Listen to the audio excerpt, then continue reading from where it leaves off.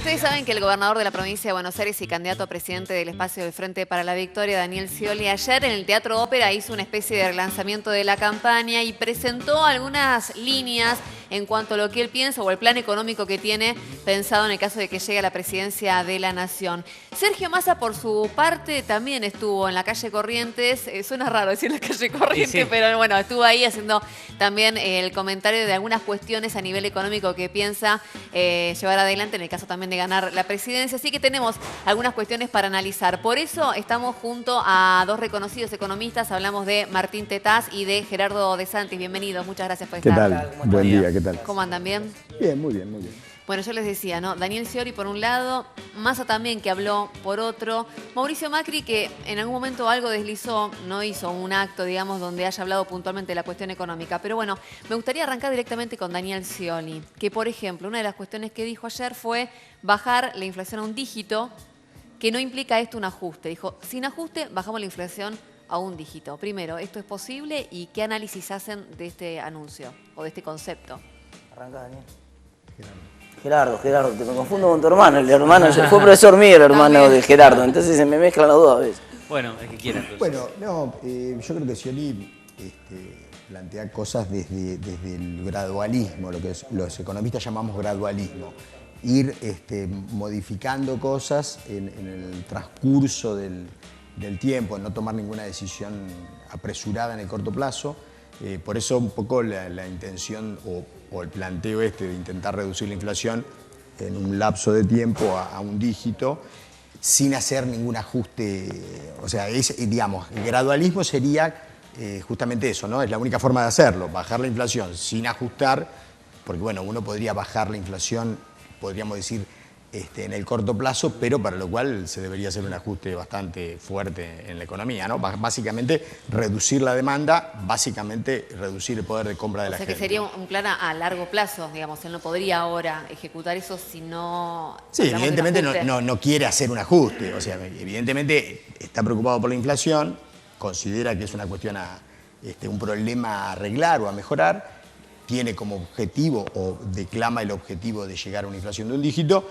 Y al decir que no lo va a hacer con un ajuste, evidentemente lo que está planteando es que lo va a hacer en el transcurso del tiempo, o sea, un objetivo de mediano plazo, podríamos decir. Sí.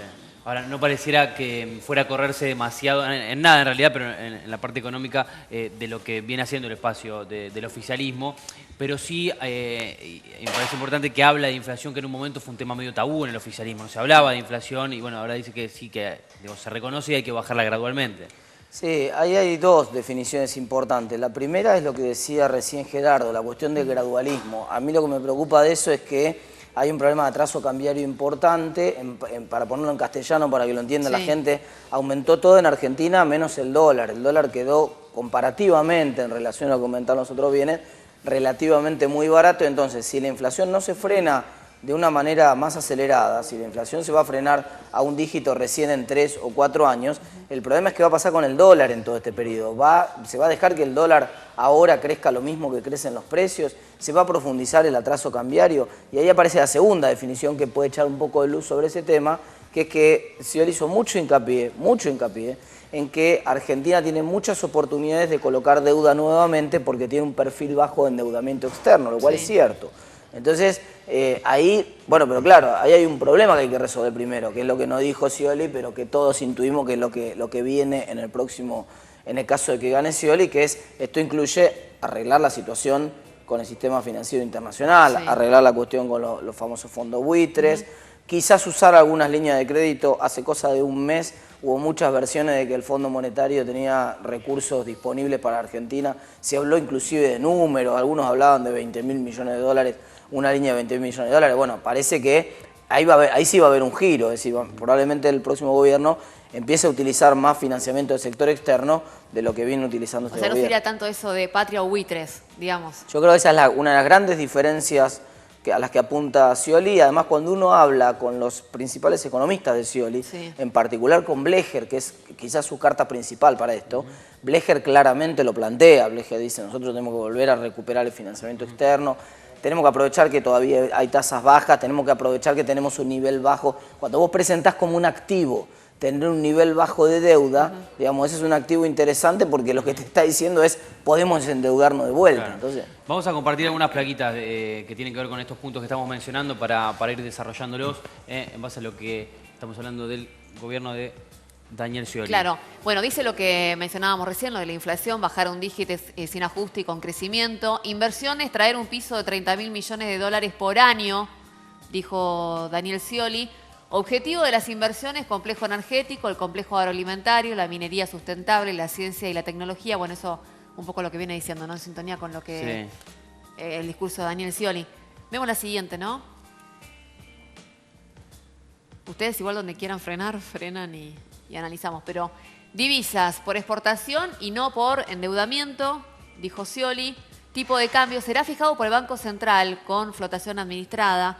Ahí él podría decir un número, por ejemplo, no, él ahí, ¿qué quiere decir, digamos? lo que, bueno, dale. No, difícil decir un número, digamos, para Scioli y para cualquiera.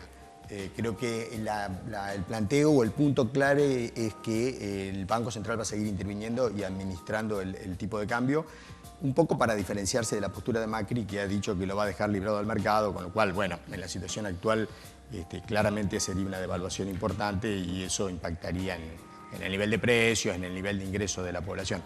Con respecto al tema de lo que Scioli decía ayer, de tomar deuda, yo creo que fue muy taxativo en el tema que no quería un país financiero, que lo dijo explícitamente, que quería un país con un perfil productivo, con industrialización. No veo una contradicción con lo que ha venido ocurriendo hasta acá. Es más, diría que hay reafirmar una situación, no negociar con los... Porque no es que Argentina está cerrado al mundo financiero. Argentina tiene un problema con un juicio en Nueva York de una deuda que se tomó durante los 90, que firmaron autoridades políticas y económicas de los 90 y que los buitres no le prestaron plata a la Argentina, sino que compraron un título que estaba en default en el 2008 para hacer juicio. Entonces una cosa, no es que le debemos plata a los buitres. Claro. Han tenido una actitud que la jurisprudencia norteamericana condenaba, pero el lobby buitre logró revertir esa jurisprudencia norteamericana. O sea, Argentina ahí ha marcado un camino muy importante, no solo para la propia Argentina, sino para el mundo. Bueno, de hecho está la votación en Naciones Unidas recientemente. Creo que Scioli ayer fue muy claro en el tema de que necesita financiamiento, pero no va a ser a costa de cualquier cosa y tampoco para cualquier cosa. O sea, claramente marcó que necesita tomar deuda, pero para financiar emprendimientos productivos. Sí. Si hay una cosa que caracteriza los gobiernos de signo peronista es el pragmatismo, en general. Recién Gerardo decía los 90.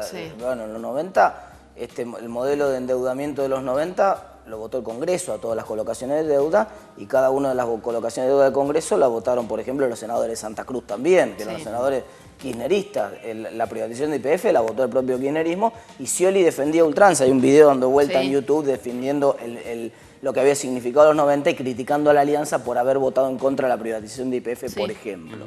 Entonces, hay una visión del pragmatismo, y acá la visión del pragmatismo es, hay financiamiento externo, ustedes lo tienen en una de las placas que estamos viendo ahora, dice, buitres, pagar en condiciones justas para acceder al financiamiento internacional. Es decir, lo único que va a entrar en discusión ahora es cómo se va a arreglar eso. Claro. Está claro que hay un objetivo central de arreglar eso. Ahora, claro, eso es verdad.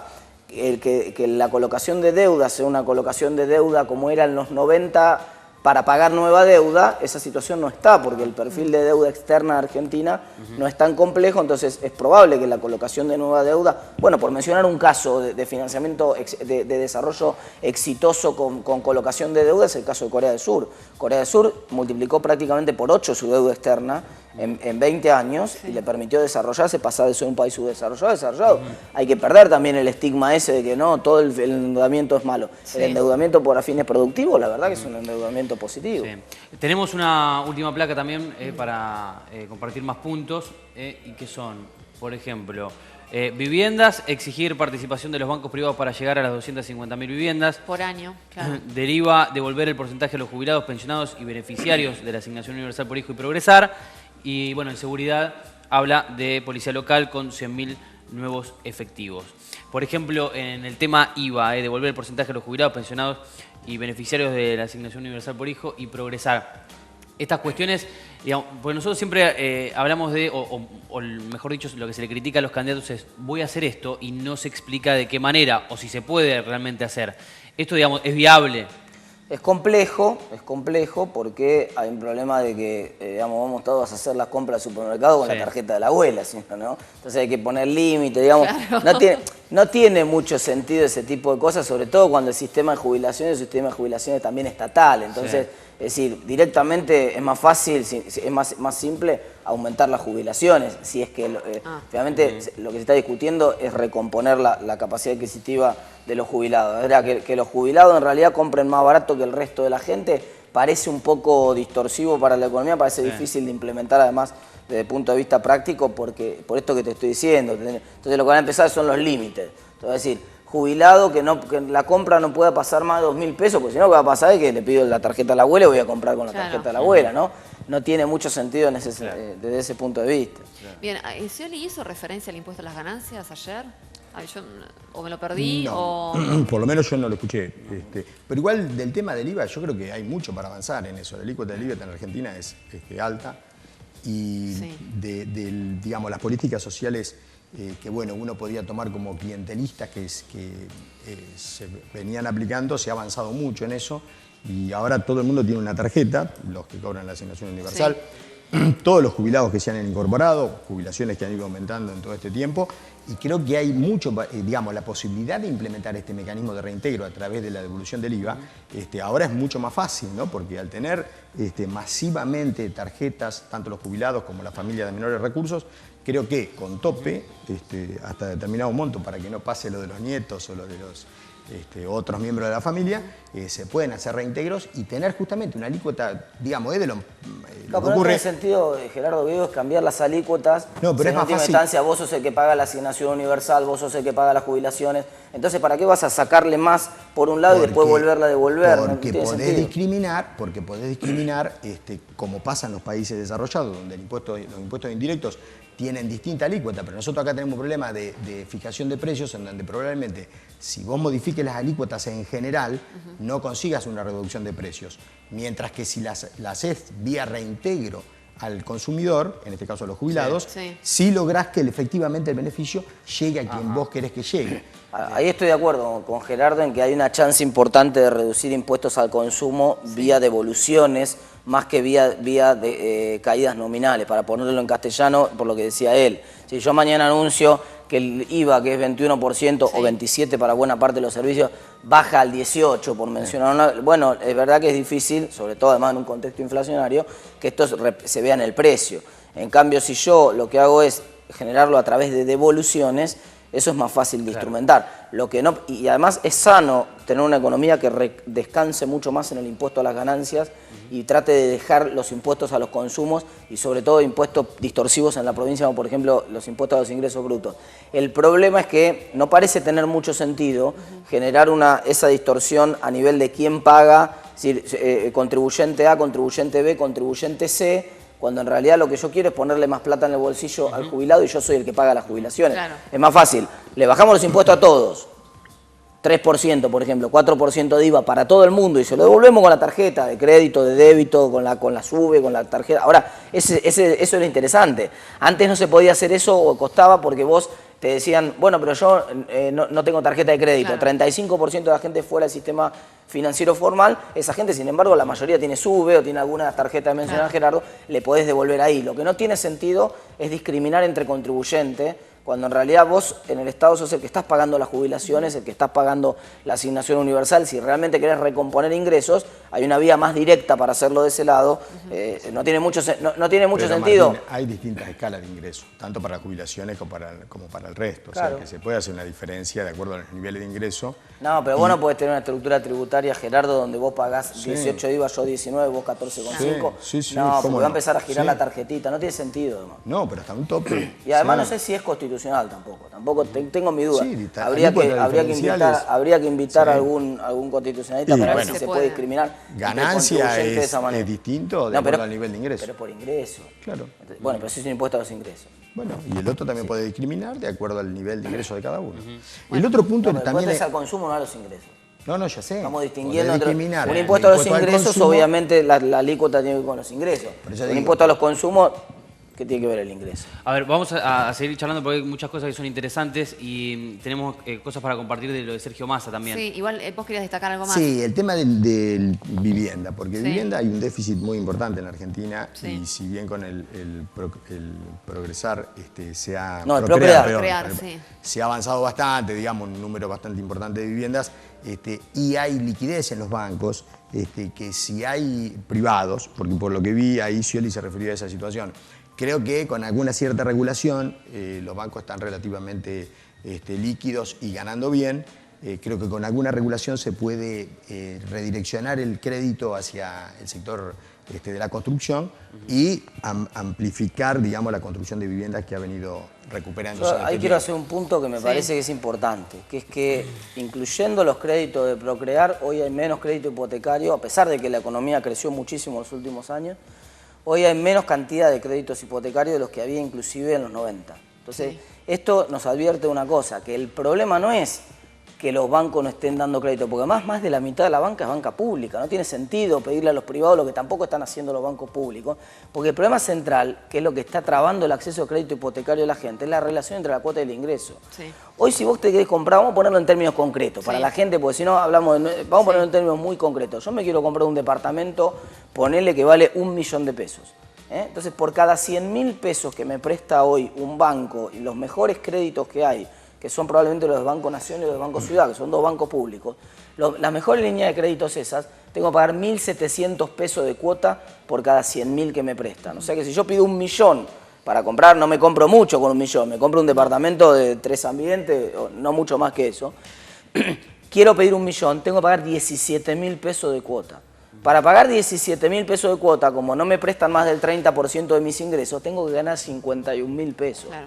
Es imposible, no gana nadie 51.000 pesos. Una cosita, porque... Depende, según tu análisis, ese anuncio no tiene demasiado sentido. No tiene sentido. El único anuncio que sirve para recomponer el crédito hipotecario y en general para recomponer todo el crédito, pero sobre todo para recomponer el crédito hipotecario, es bajar la inflación. El resto es todo fuegos artificiales. Si ustedes quieren ver qué países se entregan, no hay que irse a Suecia, a Finlandia, hay que ir a Uruguay o hay que ir a Chile. En cualquier modelo te guste más un modelo más de centro izquierda, mira Uruguay, te gusta más de centro derecha, mira Chile. En ambos casos el crédito hipotecario en relación al producto de ese país, a lo que genera la economía de ese país, es entre 4 y 6 veces más de lo que es en Argentina. Gerardo, ¿vos querías decir algo de eso? Sí, digamos, en los 90 había más crédito hipotecario para la clase media alta, pero para la clase media baja y para los pobres no había ninguno. Ahora hay para la clase media baja, o sea, con Martín tenemos una diferencia en cuanto al target al cual me parece que hay que ir con la política. Yo creo que hay que seguir con las políticas que benefician a los sectores de clase media baja, clase baja, que difícilmente tengan un acceso al crédito hipotecario con cualquier tasa de inflación. Bueno, el Procrear ha sido un crédito justamente accesible para, porque la tasa es significativamente más baja que la que el mercado puede dar, y regular al sistema financiero para que preste a esos sectores, creo que es imprescindible. En general, la actividad privada busca ganar. Entonces, por más que haya 0 de inflación, va a haber crédito hipotecario para la clase alta y para la clase media alta. La mitad de los bancos son públicos, Gerardo. ¿De qué estamos hablando? Por eso digo. Tenemos la mitad de la... Pero la banca pública la manejás vos, ponés al presidente del Banco Nación. Vos decís que vamos a pedirle a Delfina, dejame una chicanita, vamos a pedirle a Delfina Rossi que nos gestione. Vos decís que en los 90, pero es que no hace falta hace falta banca pública y regulación. Porque la banca pública también existía en los 90 y vos decís, había más crédito hipotecario en los 90 que ahora. Si yo dejo pasar eso así... Es verdad. No, había más crédito hipotecario para los ricos y no había crédito hipotecario para los pobres. Para la clase y había banca pública en los 90 y hay banca pública ahora. Había 500.000 carpetas hipotecarias en los 90. Ahora con crédito Procrear inclusive hay 350, Gerardo. No hay 500.000 ricos tampoco. Sí, pero también no hay infinitos créditos hipotecarios. Igual te doy la derecha con lo de Procrear, me parece una entonces línea de vamos con la regulación sobre vamos para adelante con el Procrear, pero estamos de acuerdo. Pero inundamos y después repartimos el chaleco salvavidas. ¿Me parece? Vamos a ir compartiendo lo de Sergio Massa, que también dijo algunas cosas interesantes. Acá sí me parece que hay algunas cuestiones para repasar y que van a ser ricas porque habló de, bueno, de esto y de algunas cositas Bueno, más. A ver. acá lo que dice Previsión Social, 1,5% del PBI a desarrollo infantil, ley de aprendiz, generará 1 millón de puestos de trabajo, dice. Baja impositiva, reducir 30%. La presión impositiva acá ya salió con un título, ¿no? Voy a bajar los impuestos un 30%, dijo. La verdad que es una bomba eso. Es Una bomba. mucho. Es una bomba que vos cuando explicás, acá siempre la explicación fiscal, lo que hay que explicar son las dos cosas juntas. Es decir, la política fiscal es una política donde vos haces una política pública, un gasto público concreto y lo tenés que financiar de alguna manera. Entonces, si vos me decís que vas a hacer un programa nuevo, el que sea, Procrear o el que sea, me tenés que decir también cómo lo vas a financiar. Claro. Y si me decís que vas a recortar impuestos, decime cuál es el gasto que va a bajar. Claro. Digamos, ¿no? Porque si no, decir solamente es una... ojalá, yo también creo que todos votamos que bajen los impuestos un 30%. No, Sí, no habría nadie en contra. Bueno, claro, en el Pero- impuesto a la ganancia sucede lo mismo en el caso de Massa. pero o sea, ¿cuál es el ingreso, cuál es el gasto que va a bajar? Digamos, esa es la pregunta del millón, ¿no? ¿Cómo Sí. compensa esa baja? No, y aparte va a subir gasto. Bueno, por eso, entonces ya no tiene sentido. Bueno, a mí si podemos retomar de vuelta la placa, porque decía abajo, ¿no? Que va a eliminar el impuesto a la ganancia Sí. a partir de enero, eliminar directamente... De los trabajadores Sí. ese sería el impuesto a la Sí. ganancia de la cuarta La categoría. cuarta categoría. La cuarta categoría. Es verdad, Sí. hay un argumento a favor y un argumento en contra ahí. Es verdad que la mayoría de la recaudación del impuesto a las ganancias en Argentina, a diferencia de lo que pasa en otros lugares del mundo, en una relación de 80 a 20, recae sobre el impuesto a las ganancias de las empresas. Y lo que recauda por impuesto a las ganancias de las personas es mucho menos significativo. Pero también es verdad que ese es el mejor impuesto que existe. Ese es el único impuesto que no hay que tocar. Hay que converger a un país donde todo el mundo paga impuesto a las ganancias y donde la gente no paga IVA. Yo ahí estoy de acuerdo con lo que decía Gerardo, o insinuaba, no sé si lo Claro. terminaste de plantear, pero creo que vamos a Sí, estar en el, bastante de tema, acuerdo en ahí. el tema de impuestos a las ganancias, lo que hay que hacer es, digamos, parar con todos los parches que llevan 30 años Claro. de parches y modificarlo integralmente. Es un impuesto muy importante, bueno, un poco lo que decía Martín, es un impuesto muy importante para el tema de redistribuir ingresos. Entonces, si se hace bien, por ejemplo, para decir algo, la escala máxima del 35% se debería aumentar. Tendría que ser del 50% para los ingresos muy altos. Bueno, obviamente habría que revisar el mínimo imponible y claramente todas las escalas intermedias. O sea, es un impuesto que hay que modificar, no eliminar. Suena muy postura de Sí. campaña electoral. Bueno, y del oficialismo lo que dicen es, bueno, ¿cómo vamos a financiar planes como el Progresar, como el Procrear, cómo vamos a hacer con la asignación universal por hijo, con algo que se financia También es con ese cierto, mismo dinero? también es cierto que nunca en la historia el sector público tuvo tantos ingresos como tiene ahora. Este es un gobierno que asumió con una presión tributaria de 24 puntos de producto y hoy tiene 36. Sí. Entonces, el problema no parece ser un problema de ingresos. Más bien parecería ser que llegó la hora de hacer una de las dos. equidad. El próximo gobierno tiene que hacer una de las dos siguientes cosas. O empezar a devolver bienes públicos de calidad, o empezar a bajar impuestos, porque digamos, la ecuación de la gente es, mirá, me aumentaste un montón los impuestos, hay una presión tributaria fuerte, no estoy viendo bienes públicos de calidad.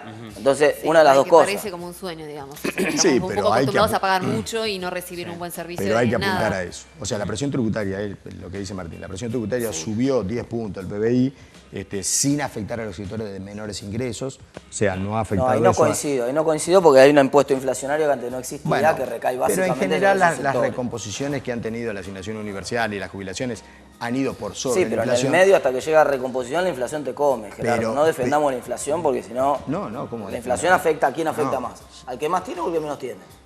Si vos recompones las jubilaciones más que la inflación, las jubilaciones están a salvo. Bueno, hoy salió- No, pero lo que quería sí. decir es que la presión tributaria ha aumentado, que el perfil, Sí. digamos, en cuanto a equidad se debería mejorar y que está claro que lo que hay que hacer es mejorarla. Porque, por ejemplo, el presupuesto educativo ha aumentado considerablemente en estos años. Ahora, la calidad educativa no. Entonces, creo que Bueno, salió un queda artículo el mucha... fin de semana que habla que Daniel Scioli no aumentó lo que invirtió en educación en la provincia de Buenos Aires. Sí, El respecto al porcentaje del presupuesto presupuesto, propio, no. pero en términos de PBI, el gasto en educación aumentó en la provincia de Buenos Aires y en todo el país. en Pero realidad. también aumentó en los 90. Cuando uno mira el porcentaje, ese es el drama de mirar los números, ¿no? Que hay algunos argumentos que te llevan a defender los 90 también.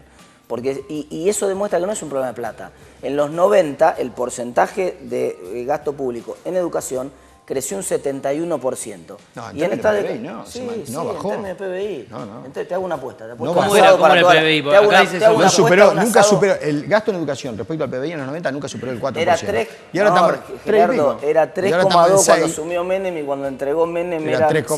5,1, ¿no, señor? Bueno, yo antes Te de ir apuesto un cerrando... asado para todo el mundo. Antes de ir cerrando y de... Vamos, Bien. súmense. ¿Qué dice? Tómenle No la superó apuesta el de cuatro. un asado para todo el canal. ¿Para todo el equipo? Buenos días, Buenos Aires. Apuesten lo que quieran, Porque ¿eh? va a ser complicado si no. Bueno, Bueno, una sola cosita nada más. Hoy salió un título fuerte, me parece a mí por lo menos, que son datos oficiales, son datos del INDEC, pero lo que dice es que el 40% de los argentinos, del jefe de hogar, percibe menos de 6.500 pesos. Digamos que es una cifra baja. No sé qué, Sí, qué opinan totalmente. ustedes O sea, de eso. en el tema del empleo ha mejorado mucho. La situación de que, bueno, la tasa de desocupación bajó mucho y, Hasta 2011. De 2011 para acá. y se ha mantenido relativamente estable en ese valor. Lo que queda claro es que teníamos una informalidad que estaba en el 60% y hoy está en el 33, 34%.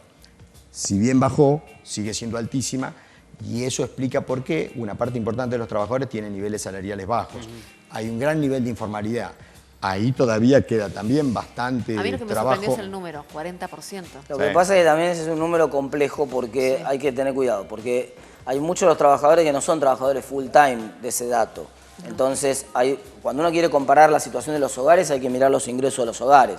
En muchos hogares trabaja el marido y la mujer trabaja medio tiempo, o un pibe que está estudiando trabaja medio tiempo. Entonces, claro, cuando mirás el salario de ese medio tiempo, bueno, el salario promedio se te cae abajo cuando comparás gente que trabaja 8 horas contra gente que trabaja 4 horas. La comparación en realidad que uno tendría que mirar es jefe de hogar a tiempo completo, que trabajan 8 horas o más de 8 horas, y ahí el piso es sensiblemente más alto, lo mismo que el piso de ingreso de los hogares, ¿no? Perfecto. Sí. Ponele 1,5, digamos. Bueno. De los 6.000.